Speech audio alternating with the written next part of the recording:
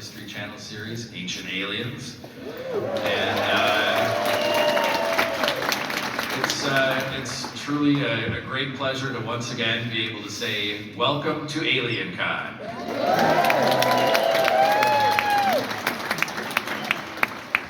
And we have a truly incredible lineup for this first panel today. I will invite first to the stage, he was the lead investigator on the History Channel series UFO Hunters and has investigated mysterious sites and events all over the world, Bill Burns.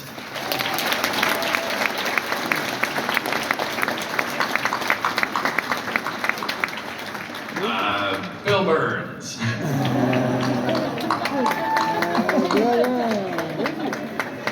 Bill Burns. Ladies and gentlemen, Mr. Dr. Bill Burns.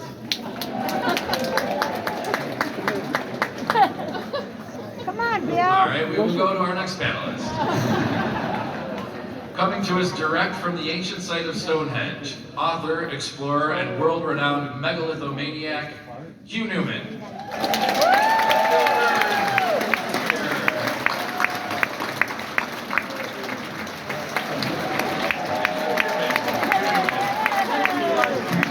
Thank you for coming. Next to the stage, he has published over 200 books on world mysteries and authored more than a dozen himself. The real-life Indiana Jones, David Childress.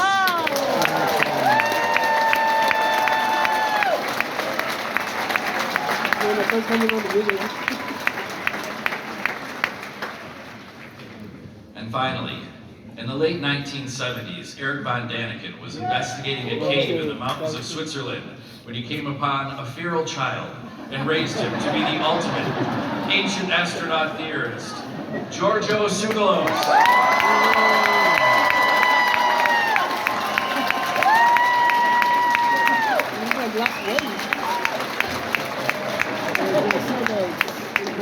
That's the guy with the hair? Yeah.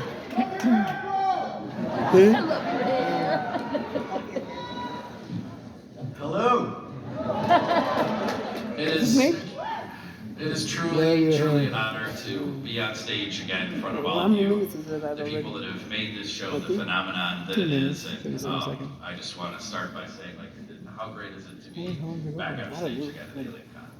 It really is truly amazing because the past 2 years we've had a little bit of a problem.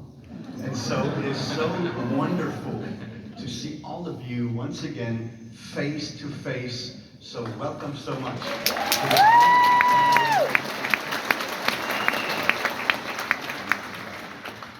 So I'm going to start with, this is for those of you, I assume you're all aware, this is a panel on the World Energy Grid. And the first episode that Hugh Newman appeared on for Ancient Aliens was the World Energy Grid back in like season 3, I think, 2011.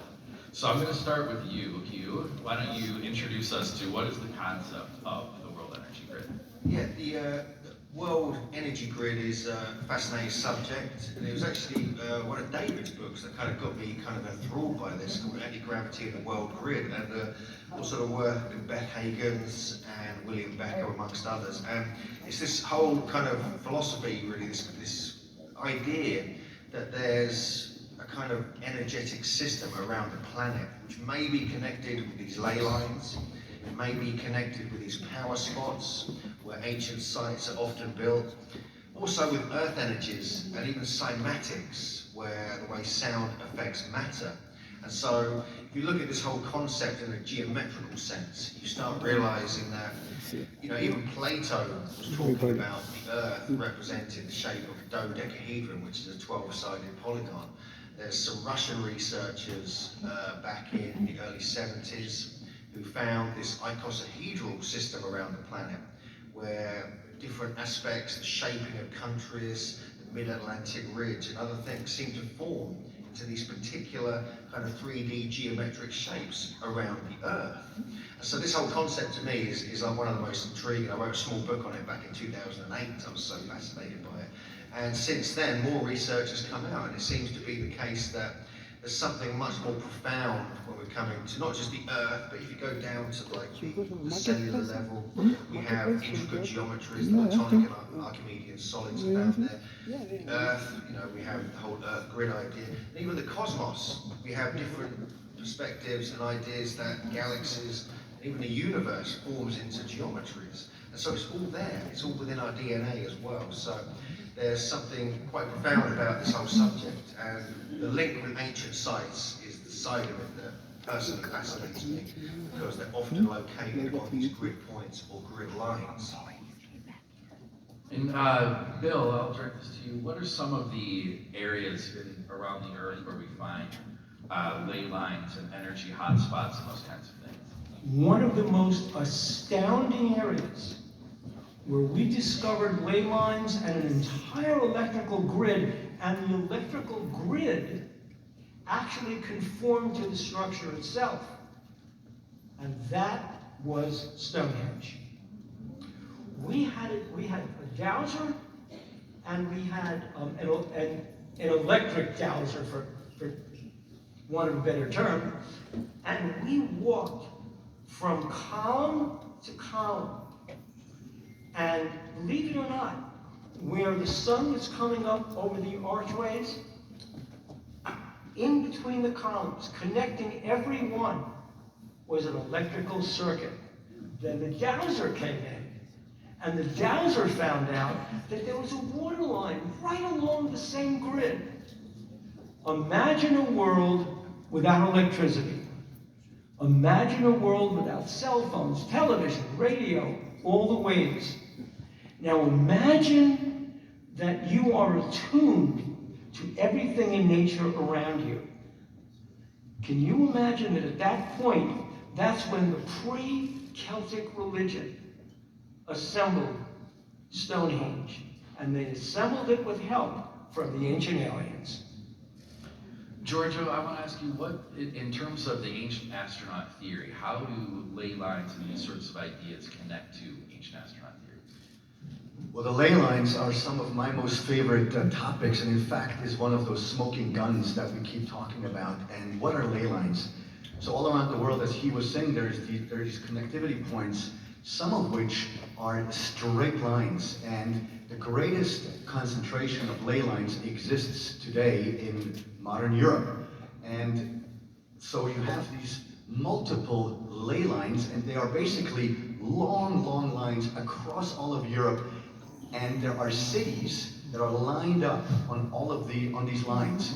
And what's so interesting is that oftentimes, especially the ones in Europe, the root word for those ley lines or of those cities is star.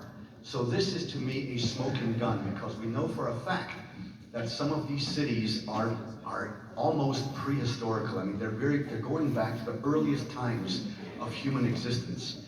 And so the fact that today we have, for example, there's a ley line that goes all the way from the top of England down to the boot of Italy. So we're talking about 1,450 miles. And, you know, this idea that today people are saying, well, this is all coincidence and this was an easy feat to do, is an interesting choice of words to me, because it's not easy to draw a straight line all the way from England to the boot of Italy, because between England and Europe you have a little bit of water called the Atlantic, and then you also have the Channel, and then you also have something from France and Switzerland into Italy called the Alps, some of the tallest mountains on Earth. So it's not like you can just pull a rope across the Alps and, you know, have these all lined up. So why am I saying that we have a smoking gun here? Well, because the ancient astronaut theory suggests that a long, long time ago, the so-called gods, lowercase g, flesh and blood extraterrestrials, descended from the sky to impart knowledge to our earliest of ancestors. And when this happened, they descended from the sky. So this is something that never happened before to our ancestors, so they were completely flummoxed. So they had to commemorate this visitation. So they built a rubble of stone, or a heap of stone somewhere. And the extraterrestrials knew that this would become a place of worship, a place of veneration. And so they did the same thing again, imparting knowledge a couple of 100 miles down south or north or whatever direction, and they repeated this story, knowing that everywhere they would descend from the sky due to cargo cult behavior, people would actually start to worship this moment in time. So that 10,000 years in the future, somebody would come along and say, hey, why do all the names like Kale, Kalezi, Lalix, Montale, all those have the root word for star? Why? Because our ancestors commemorated thousands of years ago that someone landed from the sky right there. So the ley lines, if you haven't heard about them or if you're not into them yet, go read about ley lines, go get Hugh's book, David's book. It is truly one of the most inexplicable mysteries, and archaeologists, all they do is decide to look the other way, and I hope that they soon will join us in exploring these mysteries. You know, what's interesting, going off of what you just talked about, is that in Italy, one of these sites that's on a ley line is Mount Musine. And Mount Musine is a place where the local, it's basically near Turin. It's in the mountains north of Turin, and the local lore there of how the city of Turin was founded was of a god coming down in a fiery chariot. And this was the foundation of that place that's right on this ley line. There's also a famous story of Constantine, which is often put in the area of the Milvian Bridge, because that's where he crossed to, before he became emperor of Rome. But there's stories in the Mount Musine area saying that no, this actually happened here long before he got to the bridge, and that Constantine had this vision of a cross in the sky, and then that was what convinced him that they were going to fight on with crosses on their shields, and it kind of really changed the whole trajectory of human history with establishing Rome as a Christian nation. And David Childress, I wanted to ask you about what is. And actually, before I want to talk about obelisks too, because we just did a show on obelisks, and we talked about that idea of them drawing energy. But talk about that also in connection with the idea that people are seeing, that these are UFO hotspots along these ley lines. Right.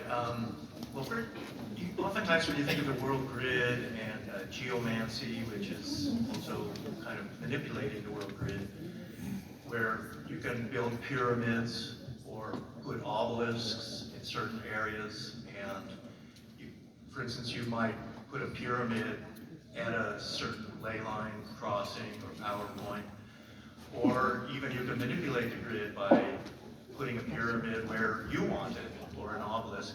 Obelisks are pretty mysterious. They're monolithic. They're one solid piece of granite. Your typical obelisk weighs about 500 tons. The biggest obelisk that we know that was ever erected was actually not erected in Egypt, where we see most of the obelisks that exist today, but it was in Aksum in Ethiopia, and that obelisk weighed 1,000 tons, almost as much as the stones at Baalbek. And that obelisk has fallen today, and it's just the pieces of it are gigantically huge. But the technology of carving an obelisk in a quarry, lifting it out, I mean, we're talking 500 tons or more, moving it, and then standing it up someplace. Egyptologists cannot do it today. They've tried. There's a Nova special where they attempted to erect a small obelisk. They were unable to do it. So you're moving obelisks around, and at the very least, obelisks would be acupuncture type needles for the earth. And because obelisks are typically made out of granite, they're infused with quartz crystals. So they are essentially a giant quartz crystal tower. And I'm wearing my Nikola Tesla t-shirt, so, and Tesla had this whole system that he was inventing with his Wardenclyffe towers. He was going to broadcast energy out of these towers And it's quite possible that obelisks were used in a similar way. So you're manipulating the grid, you're building pyramids, and where you put these pyramids and obelisks and other things, that also helps transmit this natural energy flow that's going around the world. And it's part of this, as Hugh was talking about it, like a dodecahedron or icosahedron grid on the Earth. Typically what they want to do is they want to find a point on the Earth to start that icosahedron or dodecahedron grid. Oftentimes they use the Great Pyramid of Egypt as that. Mount Kailash in Tibet could be another place like that, or even say Mount Shasta in Northern California. They often think that volcanoes generate these things too. And there's another grid that's out there as well that's more subtle than the energy grid, and it's vortexes around the world, and these vortex spots. Sedona, Arizona is famous for its vortexes. Just this morning, I was watching some of the local news, and they had a feature story about the Oregon vortex in southern Oregon. I don't know if many of you have been there. There was a story about that. Yeah, that place is really interesting. It's been years that I've been there, but there's something going on there. And there's no pyramid there, there's no obelisk. It's just a place in the mountains of southern Oregon where a cabin slid down a hill during a storm. But you go to the Oregon vortex, and something is weird there. I mean, gravitationally, brooms just stand up. You can be leaning forward. Scientists would say, oh, well, this is largely optical illusion, but when you're there, you can tell, no, it's not some optical illusion. There's something real happening there. And one of the things they do is they have where the vortex starts, and it's a circular area, and it's not that big, it's maybe the size of this room or something. But they get a bunch of people standing inside the vortex and outside the vortex, and they have even a yardsticks there to show how high somebody is. And when you're in the vortex, you are noticeably smaller. It's like you shrink. And they have observers standing outside, because you're a tour group really. And then what they do is they take the people who are standing, like 4 people outside the vortex, and the ones who are standing inside. Thank you. All right. Okay. So you're standing out. So those people who are standing inside the vortex are noticeably smaller. I mean, you shrink, but the yardstick shrinks too. Then they get the other group to stand inside the vortex, and they're smaller. I mean, it's obvious what's going on. So you have these vortex areas that are kind of naturally around the Earth. Places where cars roll uphill. There's a place out in Bethlehem like that. There's a place in New Brunswick, Canada that's like that. And Bill, one of the famous places is the Zone of Silence in Mexico. And that's some kind of weird vortex where, radios don't work, your cameras don't work. You weren't there with UFO hunters. We were there when we were investigating the crash of a UFO in the Cuyame Desert of Mexico. And we were in the zona de silencio, and the cameras didn't work. The phones didn't work. Our walkie-talkies didn't work. And in the zona de silencio, there were meteor crashes there. What they found was the radioactive element curium. Curium does not exist on planet Earth, except when it's refined. It was discovered by Madame Curie. So it is a very strange area. And this is actually something that we featured recently in an episode called Cosmic Impacts, about the impact that meteors have had on the planet. Basically making it possible for humans to even to live on this planet. But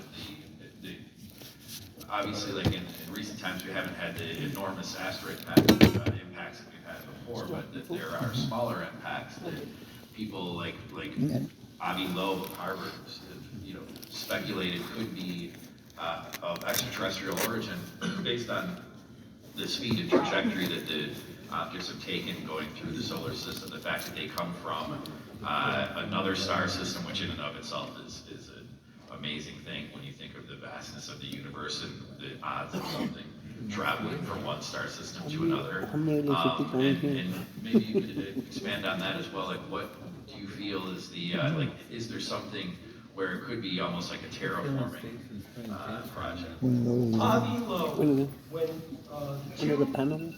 comets, asteroids, Oumuamua and Borisov passed through our solar system, they were spinning in a way no other object was spinning. Let me show you. Yes, they're rotating like this, right? They're spinning. Then they were doing this. Then they were doing this. Everybody in California has seen this before. You know what it is? It's a lawn sprinkler. Oumuamua and Borisov had water on their surface, and they are terraforming planets. Max is absolutely right. They're terraforming planets. Don't you think that Earth might have been one of those planets terraformed by ancient aliens over 1 billion years ago? And again, this is something that has been, Avi Loeb got a lot of heat for kind of bringing this idea, but one of the things that he pointed out is that Oumuamua, after it went through our solar system, went by the Earth, passed by the Sun, and then when it passed by the Sun, it accelerated when it left the solar system, which is something that can happen with a comet. I don't really know the science behind it, but basically, you would see a tail if it was a comet, and there was no. They know it wasn't a comet. So the evidence for this being something artificial is really overwhelming. And I wanted to. I think this also ties in, George. I wanted to talk to you about the Kardashev scale. The idea that. Well, I'll let you explain it, because that ties in with this whole Earth energy. Yes, no, and you know what you were saying, Bill, about terraforming in Max, this idea basically that is it possible that Oumuamua is part of some type of a panspermia program? And so the idea of the Kardashev scale came out by Dr. Kardashev. He was a Soviet scientist back in the 60s, and he proposed that there is 3 types of civilizations out there. A type 1 civilization is able to harness the energy resources of their own home planet. A type 2 civilization is able to harness the energy of their solar system. A type 3 civilization is able to harness all the energy of their home galaxy. Now today, and by the way, we are considered around a 0.8. So we're not even a 0.1 yet, all right? And according to Carl Sagan, he suggested that getting from or crossing that threshold to go from a 0 type civilization to a civilization 1, is the most dangerous time of any developing society, because it does involve nuclear power. And nuclear power is a good thing, but we haven't figured out yet how to dispose of the spent fuel rods. But there's now a couple of Germans that are trying to figure out maybe we can reuse those fuel rods. So we're making progress with all of these things. Also, today some of the astronomers, and by the way, the type 1, 2, 3 civilization is an accepted thing by many astronomers. Not everyone, but many. And some astronomers actually have expanded on the Kardashev scale, and now we're discussions up to a civilization type 4, 5, and 6. A type 6 civilization can even manipulate time. So, I mean, of course, these are all speculations, these are all ideas, these are all theories. But at the same time, to say that all of these theories and speculations, that we should not even talk about this stuff, is